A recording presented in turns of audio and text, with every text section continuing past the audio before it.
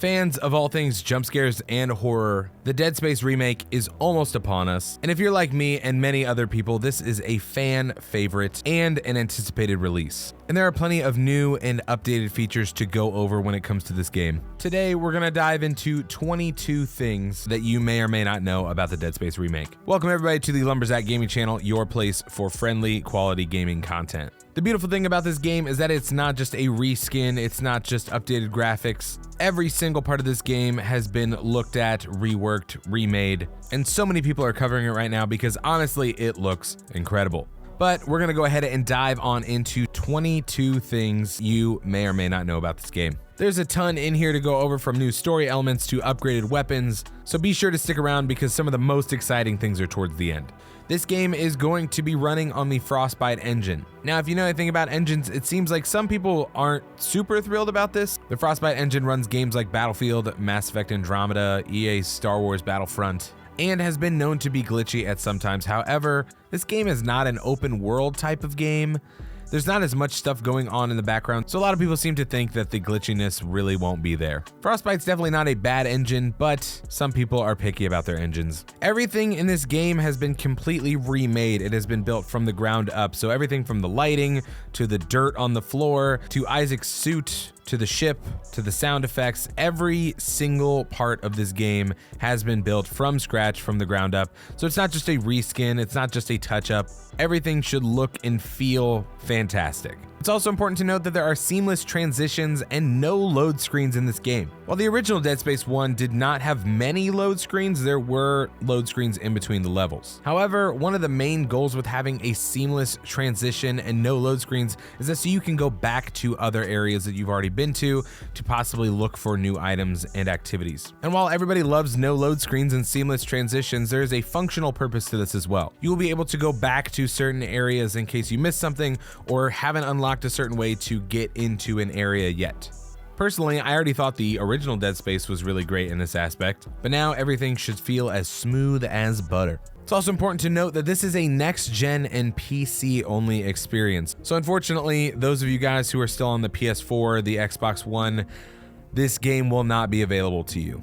However, with it being completely remade from the ground up and only next-gen, the price does reflect that. Coming in at $69.99 for Xbox and PlayStation and $59.99 for PC, considering there's no physical copy. Everybody's favorite engineer is back, Isaac Clarke, and there have been actually some massive changes to his character and every part about him. The biggest one being that Isaac Clarke is now a voiced protagonist. Now, he was a voiced protagonist in Dead Space 2 and 3, however, he did not speak during the original game. However, that has been changed and he's gone back and he now has voice lines. It's also important to know that Gunnar Wright is reprising the role as Isaac Clarke, so the voice actor for Dead Space 2 and 3 is coming back to play the voice lines in the Dead Space remake. Weirdly enough, one of the things to notice is that he actually looks pretty drastically different. I mean, he's a lot younger, he has a clean shaven face. However, if you look at his wife, Nicole, somehow she ends up looking older.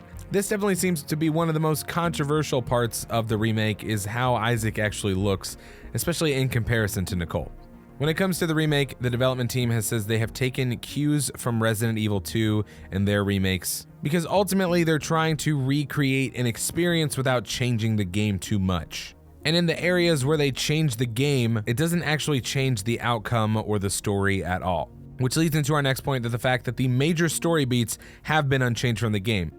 Now, some of the ways that you get to those story beats has been changed, but ultimately the key points in the story are going to remain the same because this isn't a reimagining. This game isn't meant to replace the original Dead Space story, it's just further expanding it in ways that are more exciting and add more elements to them. One way that they're doing this is by making side quests available throughout the game. And with the seamlessness of the entire ship, the side quests are going to be able to take you back to areas that you've already been, possibly unlocking new doors that you haven't been to already, and giving some of the NPCs a little bit more depth to them as you complete certain side quests for them.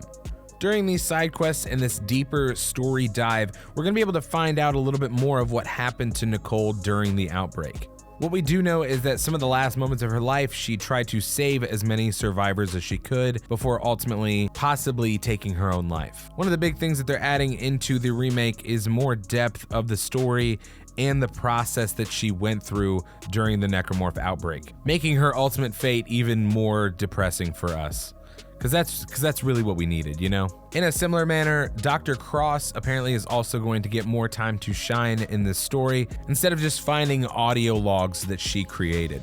Seems like this could go hand in hand with these side quests that we're going to be getting as we make our way throughout the Ishimura. And again, we'll continue to add depth of story and a little bit more creativity in how we go about certain things. Another really cool thing is that most of the audio logs are now AI logs. So instead of just seeing a screen pop up on your screen with some dialogue and maybe some background stuff, you'll actually be able to see these audio logs in AI, giving you more of like a ghostly-like feel to it. I mean, even if you just look in this clip right here, how much creepier is it that you're able to see these guys like, you know, pretty much right before their deaths? Usually you don't get this kind of stuff from a remake, so I'm pretty excited that they're adding this level of it, and the fact that we're going to be getting new side quests and a little bit deeper story to it. I think this is going to be a great touch. There's also a full voice cast for this game, some people coming back to voice their same characters, while some of the other characters are going to be receiving completely new actors. Now, when it comes to weapons, a lot of people are wondering what is happening to the standard, the legendary plasma cutter, and it does have a new look to it. However, it does have a very similar function. The development team was very clear that they wanted to keep this gun as being the staple of the Dead Space game, considering it's very nostalgic. A lot of people love it. We also got a look at the pulse rifle, which has a new proximity mine launcher as its alternate fire. This continues to add a little bit more versatility in how you choose to defeat enemies, how to set yourself up for success. You know, how to put like mines around so that they can trip over and you can defend yourself a little bit better.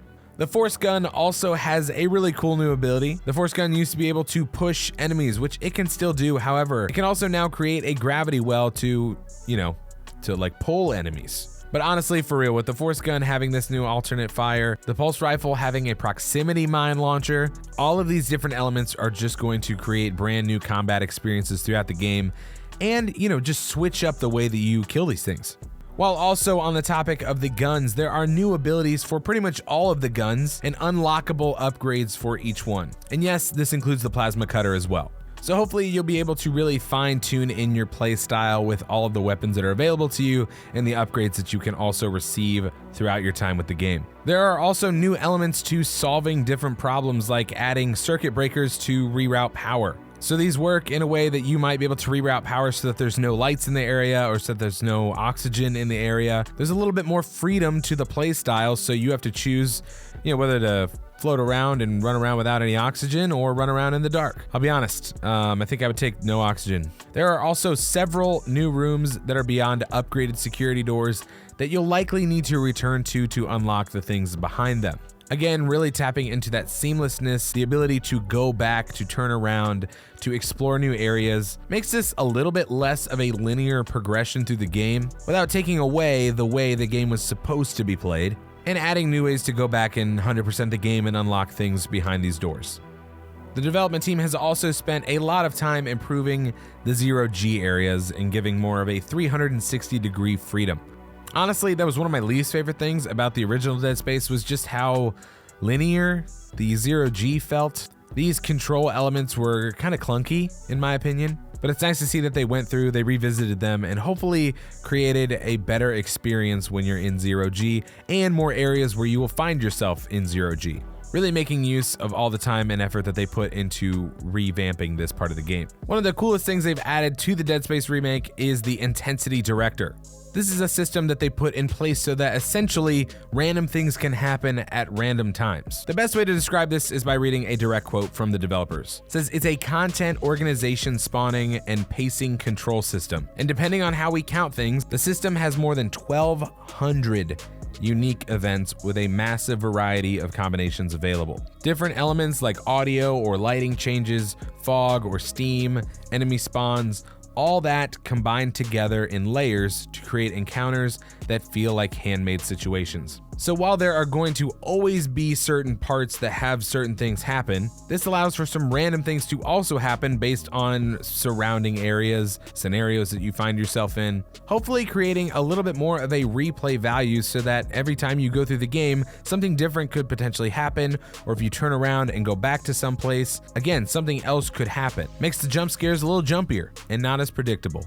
And if you're into horror games, one of the last features that they've added that's going to be really exciting is a new peeling system. And the fact that they have to call it that is absolutely disgusting, because as you shoot enemies, you'll break through layers of flesh, to tendons, to bones. Literally, the amount of stuff that you can peel off and dismember is disgusting. That was already one of the biggest staples about Dead Space, but instead of just dismembering people, you can now see the layers in which you are dismembering them. I really want to know what that meeting was like and all of the development that went into this, because that'd be really gross to sit there and stare at all day. How do we peel off this flesh effectively? That was 22-ish things that we know about the Dead Space remake. If you're still on the fence on whether or not you want to purchase this, I did another video where I break down a little bit more about the game, whether I think that it's actually worth the money that they're asking for. So if you still haven't made up your mind about it, go ahead and check that out, and I'll see you over there.